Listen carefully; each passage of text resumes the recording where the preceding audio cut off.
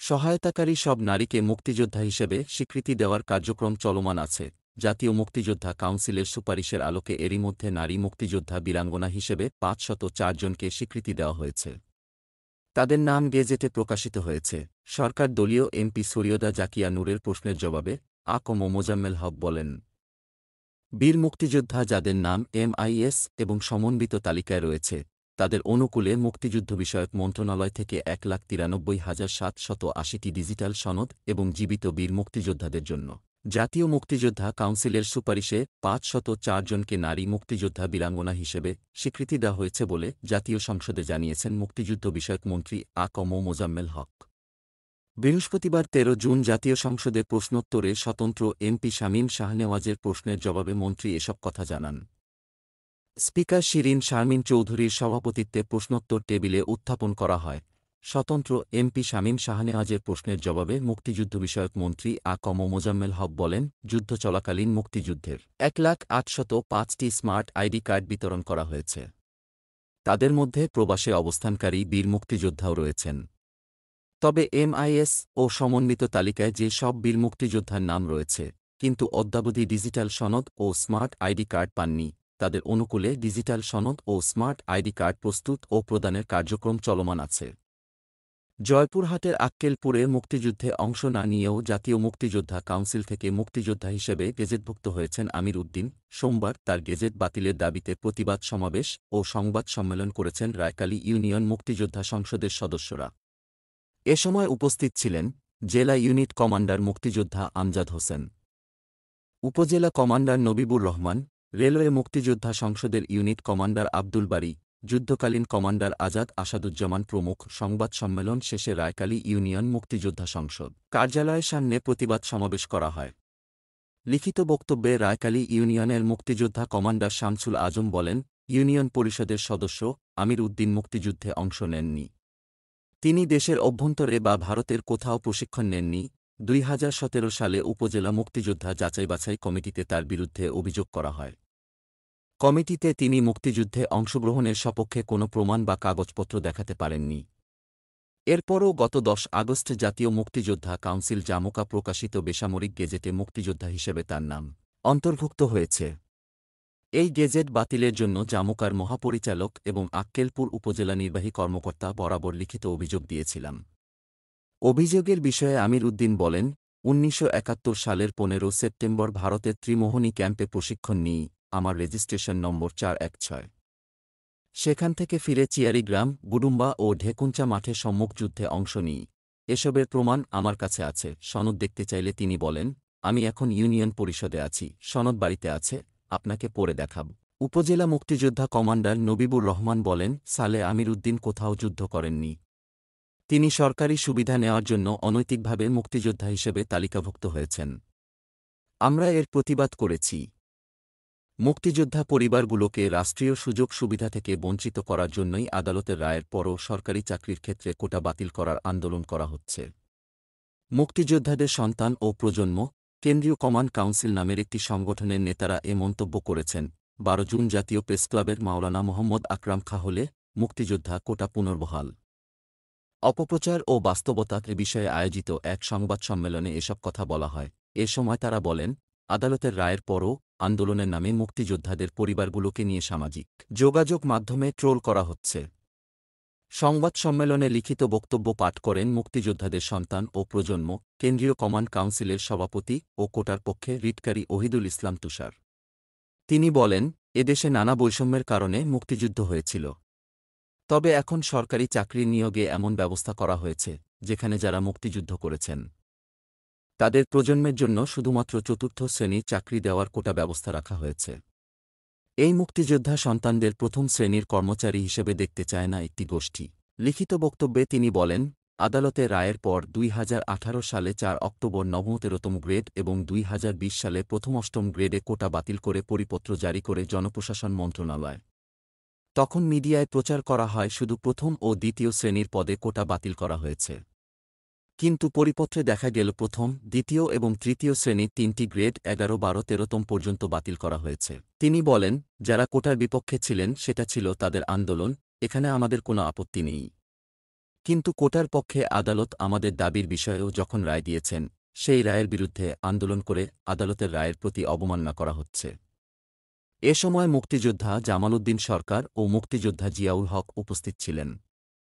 সিরাজগঞ্জে মুক্তিযোদ্ধা কোটা পুনর্বহালের দাবিতে মানববন্ধন করেছে বীর মুক্তিযোদ্ধারা। জেলা প্রশাসক মীর মোহাম্মদ মাহবুবুর রহমানের মাধ্যমে প্রধানমন্ত্রীর দপ্তরে স্মারকলিপি প্রদান করা হয়। ১২ জুন সকালে সিরাজগঞ্জ জেলা প্রশাসনের কার্যালয় চত্বরে মুক্তিযোদ্ধা সংসদ ঘাতক দালাল নির্মূল কমিটি আয়োজিত এই মানববন্ধন হয়। মানববন্ধনে মুক্তিযোদ্ধা কোটা পুনর্বহাল করে হাইকোর্টের রায় কার্যকর করার দাবিতে মানববন্ধনে বীর মুক্তিযোদ্ধা তাদের পোষ্যসহ স্বাধীনতার পক্ষে শক্তি অংশগ্রহণ করে।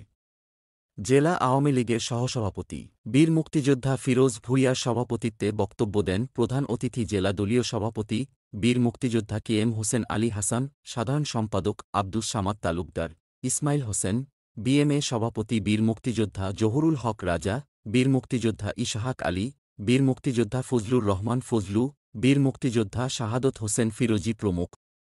মুক্তিযোদ্ধা হিসেবে তালিকাভুক্তির জন্য সারা দেশ থেকে অনলাইনে এবং সরাসরি মোট ১,৪২,৯৫০টি আবেদন জমা পড়েছে। এদের মধ্য থেকে যাচাই বাছাইয়ের জন্য ৪৭০টি কমিটি গঠন করা হয়েছে বলে জানিয়েছে সংশ্লিষ্ট মন্ত্রণালয়। রবিবার জাতীয় সংসদ ভবনে অনুষ্ঠিত মুক্তিযুদ্ধ বিষয়ক মন্ত্রণালয় সম্পর্কিত সংসদীয় স্থায়ী কমিটির ২০তম বৈঠকে এ তথ্য জানানো হয়। কমিটির সভাপতি এবি তাজুল ইসলামের সভাপতিত্বে বৈঠকে কমিটির সদস্য মুক্তিযুদ্ধ বিষয়ক মন্ত্রী আ.ক.ম মোজাম্মেল হক, ইকবালুর রহিম ও কামরুল লায়লা জলি অংশ নেন। প্রসঙ্গত, বর্তমান সরকার মুক্তিযোদ্ধাদের ষষ্ঠ তালিকার কাজ শুরু করেছে। এসব আবেদন যাচাই বাছাই করতে ৪৭০টি গঠন করা হয়। কিন্তু এখন পর্যন্ত তালিকা চূড়ান্ত না হলেও এ মুহূর্তে গেজেটভুক্ত মুক্তিযোদ্ধার সংখ্যা ২,৩১,৩৮৫। বৈঠকে জানানো হয়, ইতোমধ্যে ৩৭৩টি কমিটির যাচাই বাছাই প্রতিবেদন পাওয়া গেছে। ৯৭টি কমিটির প্রতিবেদন এখনও পাওয়া যায়নি। যাচাই বাছাই কমিটির সিদ্ধান্তের বিরুদ্ধে ২৯,৩৭২ জন আপিল আবেদন জমা পড়েছে। যথাযথভাবে পরীক্ষা নিরীক্ষা করা হলে কোনো ভুয়া মুক্তিযোদ্ধা অন্তর্ভুক্তির সম্ভাবনা থাকবে না বা কোনো প্রকৃত মুক্তিযোদ্ধা বাদ পড়বে না। বৈঠকে ঢাকাস্থ সেগুনবাগিচায় অবস্থিত মুক্তিযোদ্ধা সংসদকে লিজ প্রদানকৃত সম্পত্তির লিজের মেয়াদ শেষ হওয়ায় এবং মুক্তিযোদ্ধা সংসদ ওই জমির সদ্ব্যবহার করতে ব্যর্থ হওয়ায় উক্ত সম্পত্তি মুক্তিযোদ্ধা কল্যাণ ট্রাস্টকে দীর্ঘমেয়াদী চুক্তিতে দেয়া যায় কিনা তা খতিয়ে দেখার সুপারিশ করা হয়। মুক্তিযোদ্ধা ট্রাস্টি বোর্ডের চেয়ারম্যান প্রধানমন্ত্রীর সঙ্গে একটি বৈঠক করে বিদ্যমান পুরনো আইন সংশোধনসহ অন্যান্য সমস্যা সমাধানে প্রধানমন্ত্রীর অনুশাসন নিয়ে কাজ করার সুপারিশ করা হয়। বৈঠকে বাংলাদেশের মহান মুক্তিযুদ্ধের স্মৃতি রক্ষার্থে রাশিয়ার আদলে দেশীয় প্রযুক্তি দিয়ে দ্রুত প্যানোরামা ভবন নির্মাণ কাজ শুরু করার পরামর্শ দেয়া হয়। বিশ্ববিদ্যালয় মুক্তিযোদ্ধা সন্তান ও প্রজন্ম কমান্ডের কমিটি নিয়ে অভ্যন্তরীণ কোন্দলে মারধর ও রুম ভাঙচুরের ঘটনা ঘটেছে চট্টগ্রাম বিশ্ববিদ্যালয়ের চবি শাহ আমানত হলে। এ ঘটনায় মুক্তিযোদ্ধা সন্তান ও প্রজন্ম কমান্ডের বিশ্ববিদ্যালয় শাখার সভাপতি মো. রমজান হোসাইনের বিরুদ্ধে কোপানোর অভিযোগ তুলেছেন কমান্ডের দপ্তর সম্পাদক ও শাখা ছাত্রলীগের সাবেক উপদপ্তর সম্পাদক আরাফাত রায়হান। তবে অভিযোগ অস্বীকার করে উল্টো আরাফাতের বিরুদ্ধে মারধর ও রুম ভাঙচুরের অভিযোগ আনেন রমজান। উভয় শাখা ছাত্রলীগের উপগ্রুপ CFCর শাহ আমানত হল অংশের নেতা। ৯ জুন দুপুরে বিশ্ববিদ্যালয়ের শাহ আমানত হলে এই ঘটনা ঘটে। হল সূত্রে জানা যায়, দীর্ঘদিন ধরেই মুক্তিযোদ্ধা সন্তান ও প্রজন্ম কমান্ডের বিশ্ববিদ্যালয় শাখার সভাপতি মো. রমজান হোসাইনের বিরুদ্ধে কমিটি না দিয়ে পদ ধরে রাখার অভিযোগ আনছেন আরাফাত। সম্প্রতি মুক্তিযুদ্ধ কোটা ইস্যুতে ব্যাপারটি আরও বেশি আলোচিত হয়। রমজানের সমালোচনা করে ফেসবুকে পোস্টও করেন আরাফাত। এতে ক্ষিপ্ত হয়ে দুপুর ১২টায় আরাফাতের রুমে যান রমজান। রুমে গিয়ে কথা কাটাকাটির এক পর্যায়ে আরাফাতকে ধাক্কা ও থাপ্পড় দেন। এ সময় আরাফাত হাতে আঘাত পান। পরে আরাফাতের অনুসারীরা শাহ আমানত হলে রমজানের ৩০৯ নম্বর রুম ভাঙচুর করেন। ৩ জনের রুম দখল করে একাই থাকতেন রমজান। শাখা ছাত্রলীগের সাবেক উপদপ্তর সম্পাদক আরাফাত হোসাইন জাগো নিউজকে বলেন, সকালে রুমে শুয়েছিলাম। রমজান এসে চিল্লাচিল্লি শুরু করে। এক পর্যায়ে তার হাতে থাকা চাকু দিয়ে আমার হাতে আঘাত করে। আমার হাতে ২টি সেলাই লাগে। সে দীর্ঘদিন ধরে মুক্তিযোদ্ধা সন্তান ও প্রজন্ম কমান্ডের সভাপতির পদ বিক্রি করে নানা সুবিধা নিয়ে আসছে। এই কমিটির মেয়াদ ৪ বছর হয়েছে। এগুলোর প্রতিবাদ করে নতুন কমিটি দিতে বলায় সে আমার ওপর ক্ষিপ্ত হয়।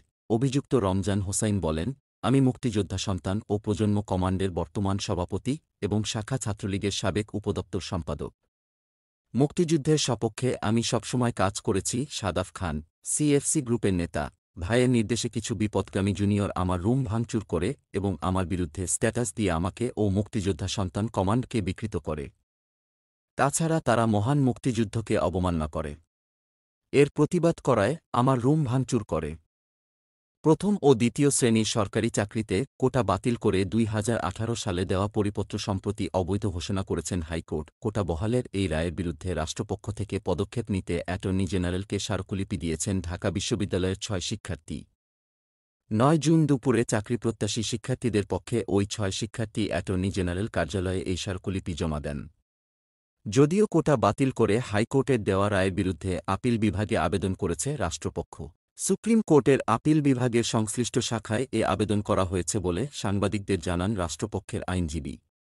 এ বিষয়ে আপিল বিভাগের চেম্বার জজ আদালতে শুনানি হওয়ার কথা রয়েছে। অ্যাটর্নি জেনারেলকে দেওয়া স্মারকলিপিতে শিক্ষার্থীরা জানিয়েছেন, আপনি অবগত আছেন, ২০১৮ সালে সারা দেশের শিক্ষার্থীদের গণআন্দোলনের প্রেক্ষিতে সরকারি চাকরি, নবম থেকে ত্রয়োদশ গ্রেড থেকে কোটা পদ্ধতি বিলুপ্ত করা হয়।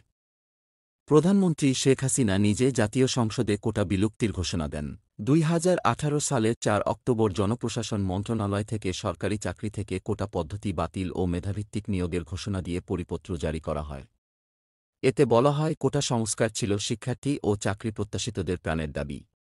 বৈষম্যমুক্ত ও মেধাভিত্তিক বাংলাদেশ নির্মাণে চাকরিতে কোটা পদ্ধতির পুনর্বিবেচনা করে কোটার যৌক্তিক সংস্কার চেয়েছিলেন শিক্ষার্থীরা। সরকার সার্বিক বিবেচনায় নবম থেকে ত্রয়োদশ গ্রেডে কোটার বিলুপ্তিকে সমাধান মনে করেছিল। এ অবস্থায় সংবিধানে উল্লেখিত সুযোগের সমতার বিধান কার্যকর রাখতে সুপ্রিম কোর্টের চেম্বার জজ আদালতে অতি দ্রুত হাইকোর্টের এই আদেশ জাজমেন্টকে স্থগিত স্টে চেয়ে আবেদন করতে যথাযথ পদক্ষেপ নিতে আপনার ভূমিকা প্রত্যাশা করছি। এই রায়ের বিরুদ্ধে সুপ্রিম কোর্টের আপিল বিভাগের আপিল কার্যক্রমে সর্বাত্মক আইনগত প্রস্তুতি গ্রহণ করে এই রায়কে বাতিল করতে রাষ্ট্রপক্ষ উদ্যোগ গ্রহণ করুক।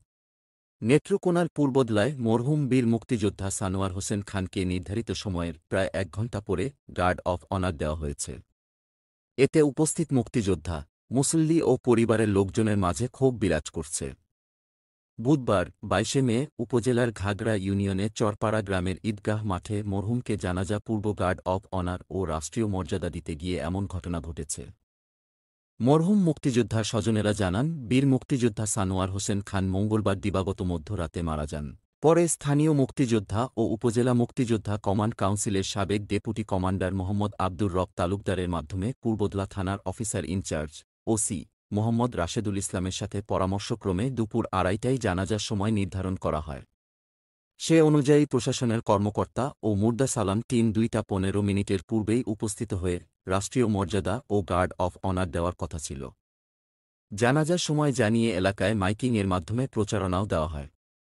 সে অনুযায়ী আত্মীয় স্বজন, বিভিন্ন এলাকা থেকে আগত মুসলিরা মরদেহ সামনে নিয়ে জানাজার জন্য অপেক্ষা করছিল।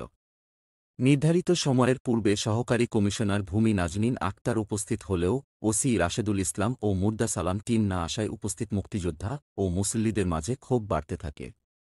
পরে জানাজার পর গার্ড অনার দেওয়া হবে বলে জানাজা পড়ানো শেষ করা হয়। এই জানাজায় উপস্থিত ছিলেন নবনির্বাচিত উপজেলা চেয়ারম্যান এটিএম ফয়জুর সিরাজ জুয়েল।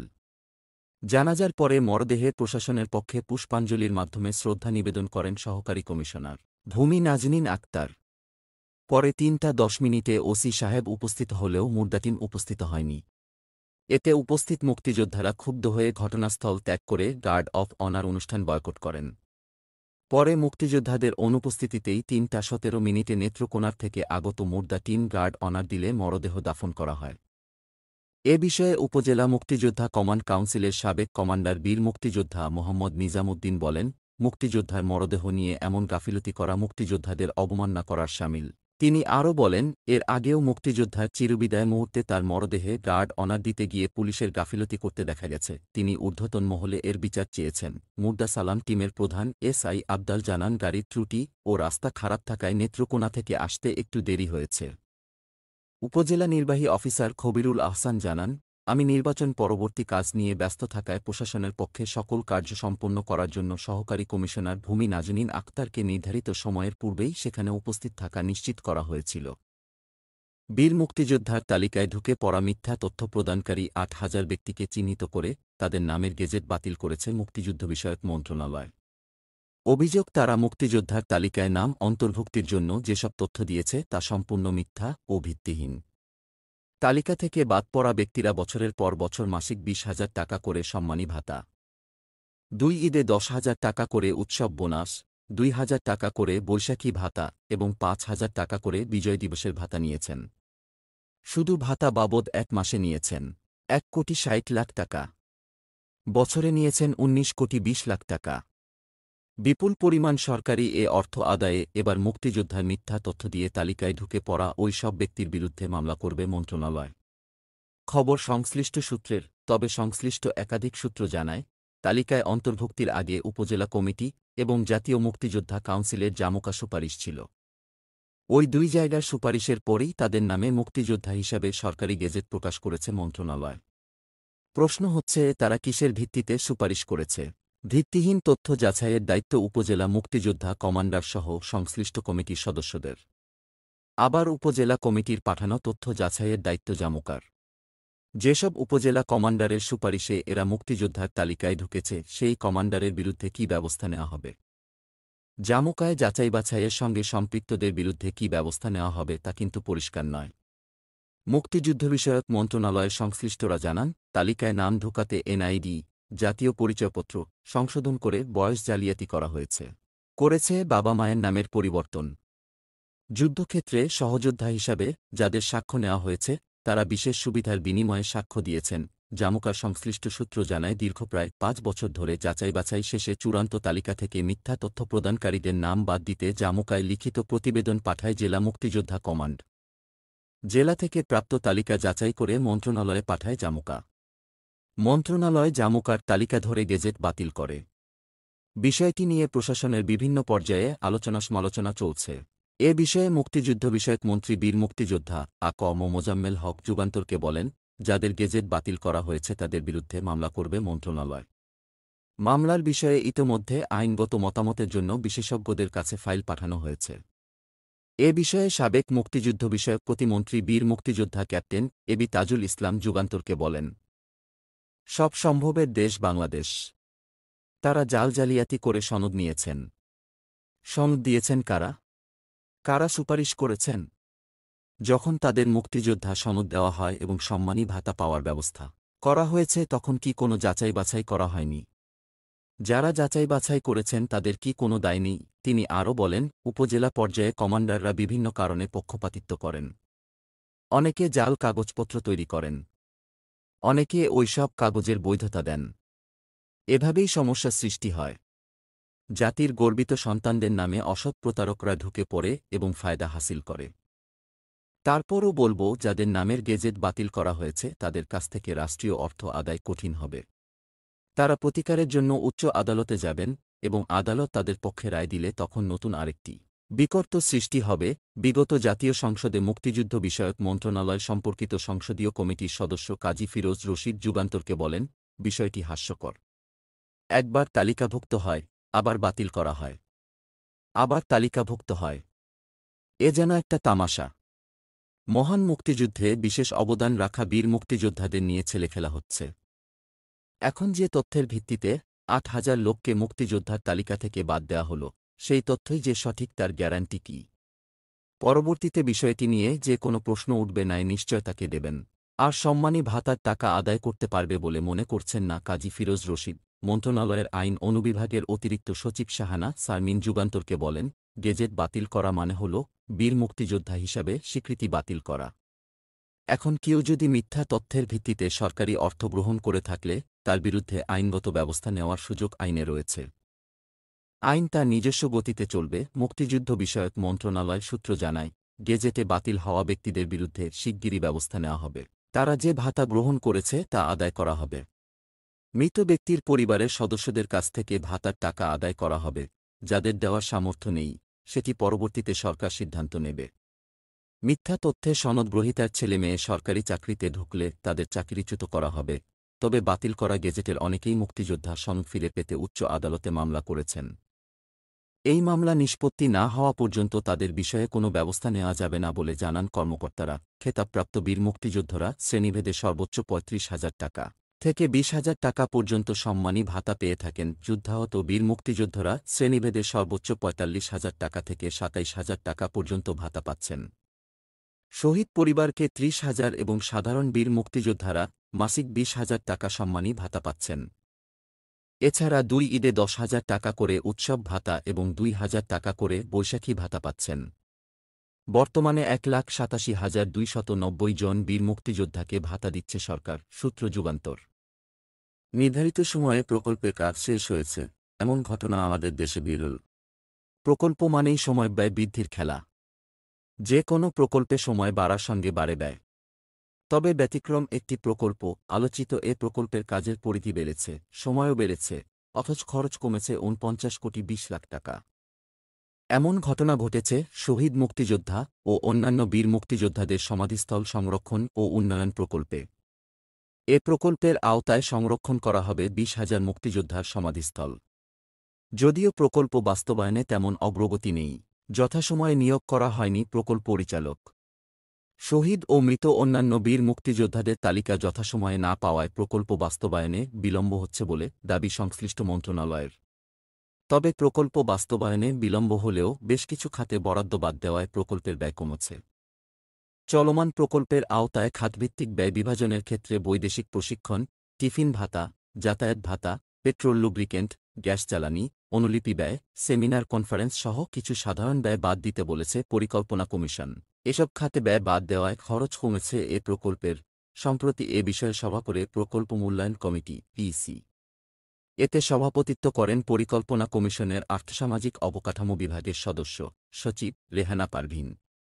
সভায় প্রকল্পের বিষয়ে বেশ কিছু সিদ্ধান্ত হয়। এতে প্রকল্পের বেশ কয়েকটি খাতে ব্যয় কমানোর কথা বলা হয়েছে। প্রকল্পের অঙ্গভিত্তিক ব্যয় বিভাজনের ক্ষেত্রে আলোচনা করে অফিস ভবন, সম্মানী ব্যয়, অন্যান্য যন্ত্রপাতি ও সরঞ্জামাদি ব্যয়, কম্পিউটার ও আনুষঙ্গিক আসবাবপত্র, স্ট্যাম্প ও সিল ইত্যাদি বাদ দিয়ে ব্যয় যৌক্তিকভাবে নির্ধারণ করতে বলা হয়েছে।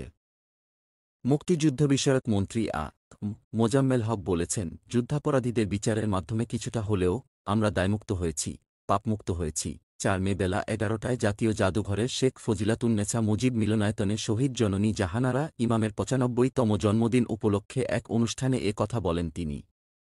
মন্ত্রী বলেন, আজকে নিঃসন্দেহে বলা যায় একটা শুভ দিন।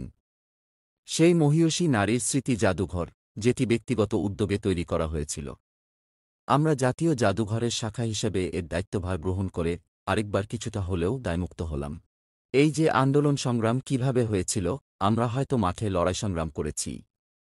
বৃহত্তর সেদিনের কারাগারে 7 কোটি মানুষ বন্দী থেকে কিভাবে মুক্তিযুদ্ধকে সংগঠিত করেছিল, দেশের অভ্যন্তরে মুক্তিযুদ্ধ পরিচালনা করেছিল জীবনের ঝুঁকি নিয়ে। তাদের একজন পুরোধা নারী ছিলেন এই শহীদ জননী জাহানারা ইমাম। তিনি আরও বলেন, আমাদের একটা বড় ভুল থেকে যায়। আমরা কিছুটা হলেও মুক্তিযুদ্ধের কথা বলি, সফলতার কথা বলি, কিন্তু আমাদের অপরপক্ষ সেদিনের রাজাকার, আলবদর, আল শামস, এই ঘাতক দালালরা কিভাবে 9 মাস লুণ্ঠন করেছে, অত্যাচার করেছে, নারী নির্যাতন করেছে, মুক্তিযোদ্ধাদের বাড়িঘর ছিনিয়ে নিয়েছে, তাদের হত্যা করেছে, পাক হানাদার বাহিনীকে সহায়তা করেছে, সেই দিকটা কিন্তু আমরা একেবারেই বলি না। মুক্তিযুদ্ধের গৌরবগাথা যথাযথভাবে না হলেও কিছুটা আলোচনা হয়, কিন্তু ওই দিকটা একেবারেই মুছে যাচ্ছে। কাজেই যুদ্ধাপরাধীদের ইতিহাসটা ব্যাপকভাবে সরকারি ব্যবস্থাপনার পাশাপাশি বেসরকারি উদ্যোগেও আলোচনায় আনা উচিত। সভাপতির বক্তব্যে সংস্কৃতি প্রতিমন্ত্রী নাহিদ ইজাহার খান বলেন, আমাদের সবচেয়ে বড় শক্তি হল আমরা বীর মুক্তিযোদ্ধার সন্তান। শহীদ জননী জাহানারা ইমামকে মুক্তিযোদ্ধাদের মা হিসেবে বরণ করে নেওয়া হয়েছে। আমাদের স্বাধীনতা যুদ্ধে নারীদের আত্মত্যাগের উজ্জ্বল উদাহরণ হলেন আমাদের শহীদ জননী। তিনি ও তার পরিবারের যেই আত্মত্যাগ, সেই ইতিহাস ও আদর্শ আমাদের স্মরণে রাখতে হবে, তুলে ধরতে হবে আমাদের নতুন প্রজন্মের কাছে।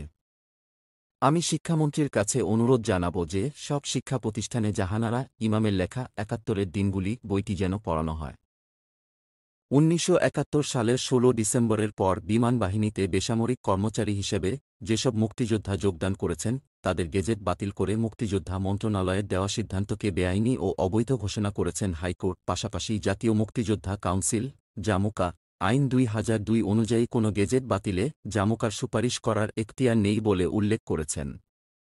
এক রিট আবেদনের প্রেক্ষিতে বিচারপতি জুবায়ের রহমান চৌধুরী এবং বিচারপতি কাজী ইবাদত হোসেন সমন্বয়ে গঠিত হাইকোর্ট বেঞ্চ মঙ্গলবার এ রায় দেন। এর ফলে ২০০২ সালের জামুকা আইনের অধীনে গেজেট বাতিলে জামুকার সুপারিশের ভিত্তিতে যাদের গেজেট বাতিল হয়েছে তারা আদালতে শরণাপন্ন হতে আইনগত বাধা রইল না বলে জানিয়েছেন রিটকারীর আইনজীবী ব্যারিস্টার তৌফিক ইনাম টিপু। উল্লেখ্য, রিট আবেদনকারী মোহাম্মদ শামসুল আলম একজন মুক্তিযোদ্ধা হিসেবে ৭১-এ স্বাধীনতার পর বেসামরিক কর্মচারী হিসেবে বিমান বাহিনীতে যোগদান করেন। এরপর তার মতো অসংখ্য বেসামরিক কর্মচারী ৩ সামরিক বাহিনীর তালিকায় বেসামরিক মুক্তিযোদ্ধা হিসেবে গেজেটভুক্ত হন। কিন্তু ২০১৯ সালের ১০ ডিসেম্বর জামুকার ৬১তম সভায় ১৬ ডিসেম্বর ১৯৭১-এর পরে সামরিক বাহিনীতে যোগদানকৃত মুক্তিযোদ্ধাদের গেজেট বাতিলের সুপারিশ করা হয়। ওই সুপারিশের ভিত্তিতে মুক্তিযোদ্ধা বিষয়ক মন্ত্রণালয় রিট আবেদনকারীসহ বিমান বাহিনীর ৪৭ জন বেসামরিক কর্মকর্তা মুক্তিযোদ্ধার গেজেট বাতিল ও সম্মানী ভাতা স্থগিত করে। ওই সুপারিশের প্রেক্ষিতে ২০২০ সালের ৭ জুন মুক্তিযোদ্ধা মন্ত্রণালয় থেকে এ সংক্রান্ত প্রজ্ঞাপনও জারি করা হয়। ওই সিদ্ধান্ত চ্যালেঞ্জ করে রিট আবেদনকারী মোহাম্মদ শামসুল আলম ২০২০ সালের আগস্ট মাসে হাইকোর্টে রিট আবেদনটি দায়ের করেন। মঙ্গলবার যা চূড়ান্ত রায় হল। রিটকারীর আইনজীবী ব্যারিস্টার তৌফিক ইনাম টিপু সমকালকে বলেন, হাইকোর্ট রায় বলেছেন, জাতীয় মুক্তিযোদ্ধা কাউন্সিল আইন ২০০২ অনুযায়ী জামুকার কোনো গেজেট বাতিল বা সুপারিশের এখতিয়ার নেই। রিট আবেদনকারীসহ অন্যান্যদের গেজেট বাতিল করা সম্পূর্ণ বেআইনি। তবে জাতীয় মুক্তিযোদ্ধা কাউন্সিল ২০২২ সালের নতুন আইন অনুযায়ী জামুকা গেজেট বাতিলের সুপারিশ করতে পারবে। কিন্তু এক্ষেত্রে পৃথক তদন্তে অমুক্তিযোদ্ধা প্রমাণিত হতে হবে।